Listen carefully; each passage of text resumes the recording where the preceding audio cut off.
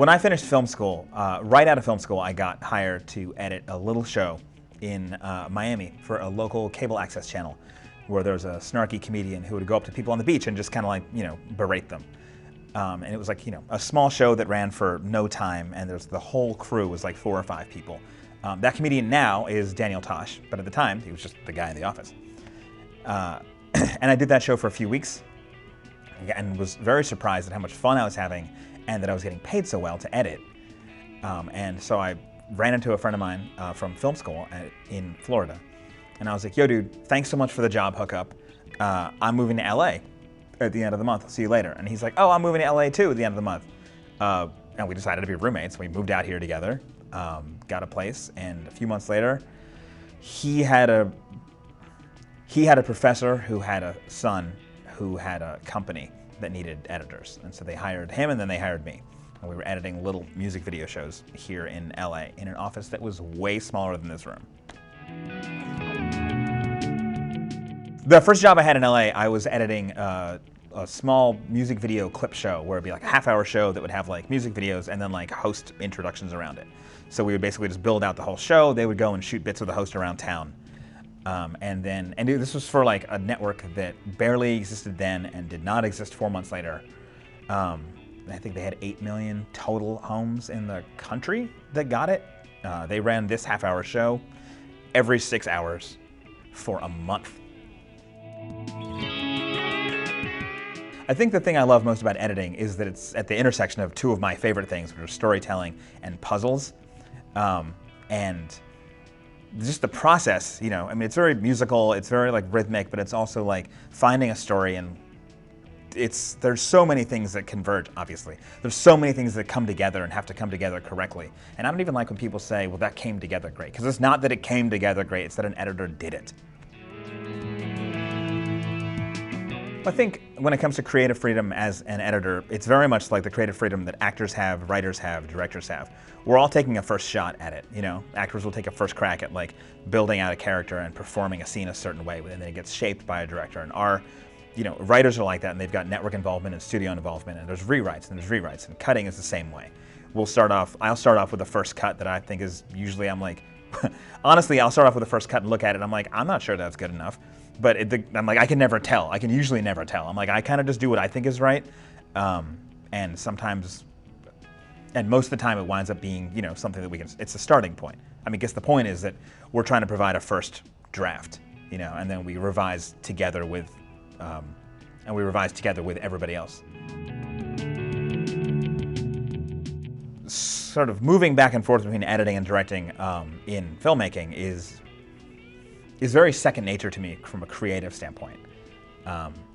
Because when you're cutting, my metaphor I use a lot is that it's like cooking, that writers will go out and like write down a recipe, and then directors and actors will go to the store and get a bunch of ingredients.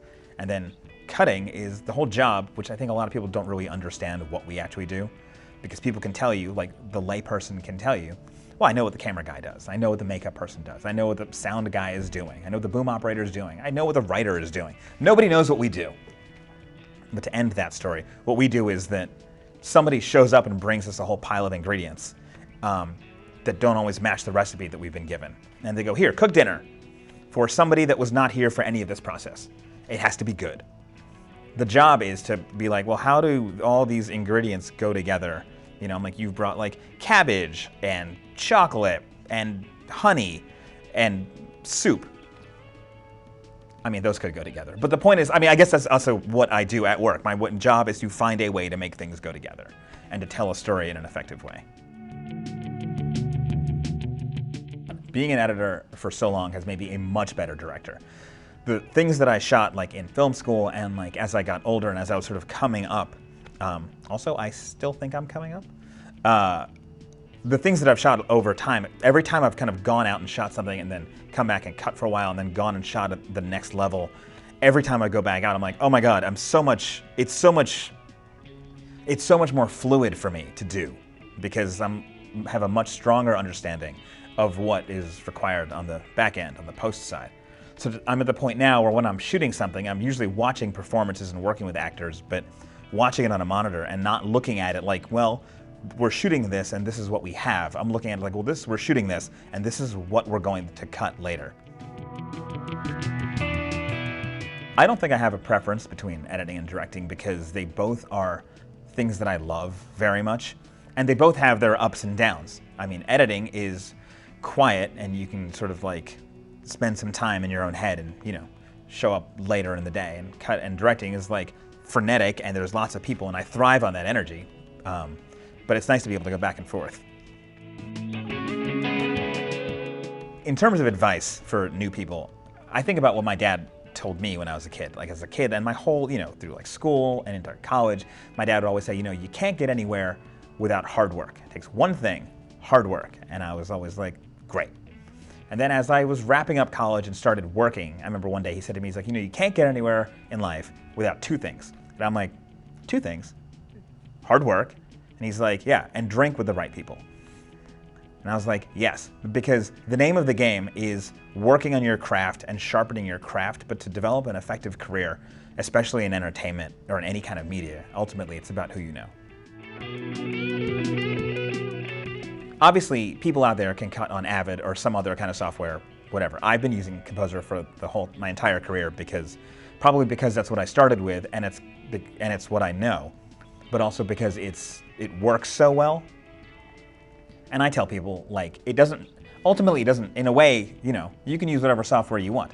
Like, you can drive a nice car or you can drive a rental car to work every day. And if you want to drive a rental car every day, there's nothing wrong with that. Like, that's fine. No one's going to judge you. Sometimes it'll be a project or a movie or a TV show that I'll watch and I'll be super jealous that someone else cut it. I'm like, man, that looks like a lot of fun. I mean, Mad Max Fury Road was like that. I'm like, oh my God, that looks like it was the most fun job of all time. Having a musical background as an editor is not necessary, I don't think, but at the same time, weirdly and perhaps paradoxically, I think it's vital.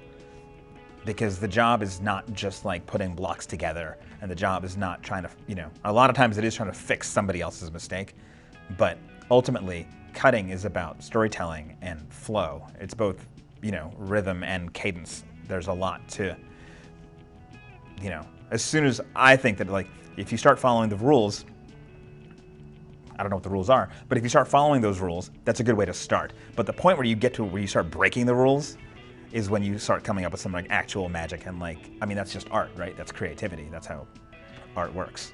You start somewhere and then you end somewhere really far away from where you started and you're like, oh, I just did something that I can't tell if it's any good, and then someone else comes in and goes, that's terrible, and that's when you know you've made it.